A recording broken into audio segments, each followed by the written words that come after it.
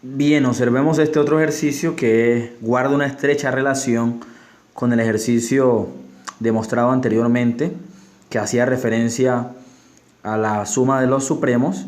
En este caso, pues, nos dan las mismas condiciones. Tenemos dos conjuntos que son subconjuntos, perdón, del conjunto de los números reales, pues son no vacíos, diferentes del vacío, y están acotados esta vez inferiormente.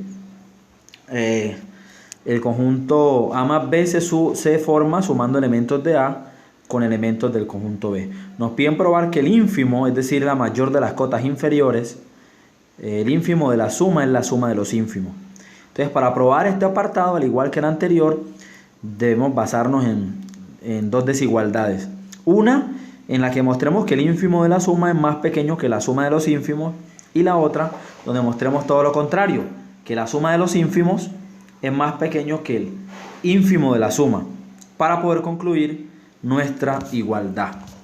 Entonces, ¿cómo vamos a abordar esta demostración? Esta demostración la vamos a abordar pues de la siguiente forma. Pues por hipótesis sabemos lo mismo. Por hipótesis, A y B son distintos de vacío y están acotados inferiormente.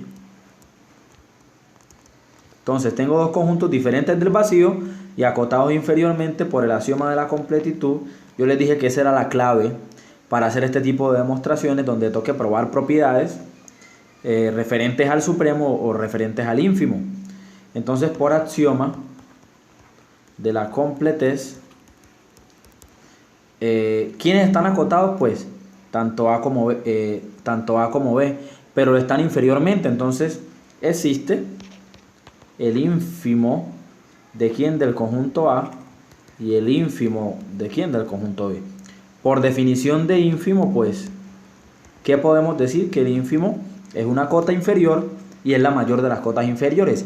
Además, por ser cota inferior, es más pequeño que cualquier elemento del conjunto A, es decir, ínfimo de A es menor o igual que A para toda A que esté en el conjunto A mayúscula, y el ínfimo del conjunto B es más pequeño que B para toda B que esté en el conjunto B mayúscula. Entonces, si sumamos las desigualdades, obtenemos que el ínfimo de A más el ínfimo de B va a ser más pequeño que la suma de elementos del conjunto A con elementos del conjunto B.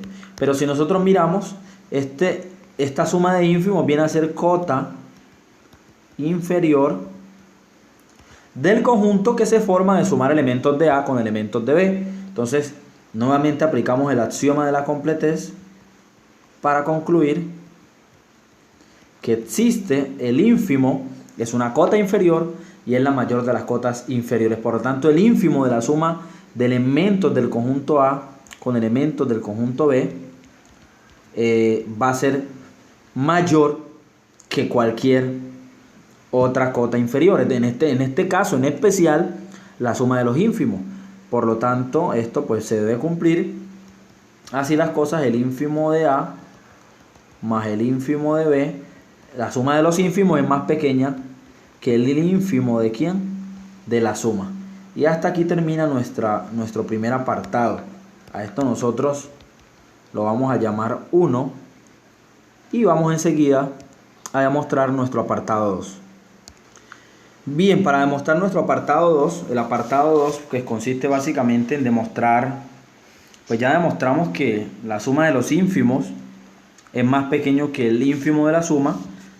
Vamos a demostrar ahora que el ínfimo de la suma es más pequeño que la suma de los ínfimos, solo que en lo que yo planteé pues está de forma inversa, no importa. Este fue nuestro apartado 1 y este ahora va a ser nuestro apartado 2. Bien, ¿qué sabemos entonces de otro lado?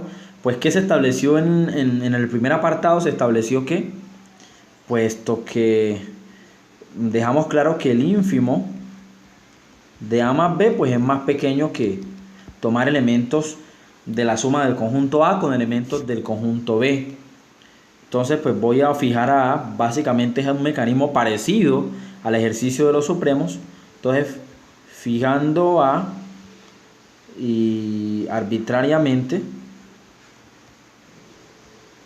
tenemos que el ínfimo de A más B menos B, el B que está positivo pasa a negativo, es más pequeño que ¿quién? Que el conjunto A. Aquí cometí un error, es fijando, vamos a fijar a B. ¿Sí? Fijamos a B. Si fijamos a B y arbitrariamente, entonces vamos a tener eso. Para un B fijo lo podemos mover libremente, pero sabemos que lo tenemos fijado y se entiende esa situación como un término que representa los elementos del conjunto B. Entonces miren que esta expresión ahora, toda esta expresión va a actuar como cota inferior de ¿quién? De A, para toda A que pertenezca pues al conjunto A mayúscula. Está acotado inferiormente, además está acotado inferiormente y además es distinto de vacío, entonces existe el ínfimo del conjunto A y es válido para toda A que pertenezca al conjunto A. Claro, ¿por qué? Porque como está acotado inferiormente, existe, y por el axioma de la completitud nuevamente, existe el ínfimo de A, que es una cota inferior y es la mayor de las cotas inferiores, por lo tanto cualquier otra cota va a ser más pequeña que el ínfimo del conjunto A. En pocas palabras, el ínfimo de A más B menos el elemento que representa a todos los del conjunto B va a ser más pequeño que el ínfimo de ¿quién? Del conjunto A, y esto es válido para toda A que esté en el conjunto A mayúscula. Aquí ya es un juego, digamos, algebraico. Voy a hacer transposición, entonces me quedaría que el ínfimo de A más B menos el ínfimo del conjunto A va a ser más pequeño que ¿quién? Que B para toda B que esté en el conjunto B. Aplicamos lo mismo, esto viene a ser cota inferior para todo elemento que pertenezca al conjunto B mayúscula, por axioma de la completitud nuevamente, aplicando, miren que esa es la clave para poder concluir y terminar este tipo de demostraciones. Por axioma de la completitud, pues va a existir el ínfimo de ¿quién? Del conjunto B, y es válido para toda B que esté en dicho conjunto. Nuevamente aplicando la definición de ínfimo, es una cota inferior y es la mayor de las cotas inferiores. Así que cualquier otra cota, cualquier otro elemento que sea cota inferior, pues va a ser más pequeño que el ínfimo del conjunto B. En especial, el ínfimo de A más B menos el ínfimo del conjunto A es más pequeño que el ínfimo de ¿quién? Del conjunto B.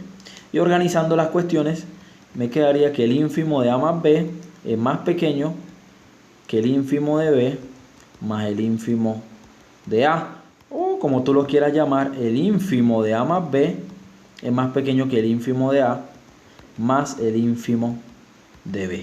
Y esto es lo que nosotros llamamos el apartado 2, ¿sí? Entonces, en conclusión, por 1 y 2 concluimos que el ínfimo de la suma es igual a la suma de los ínfimos. Y esto era lo que se quería demostrar.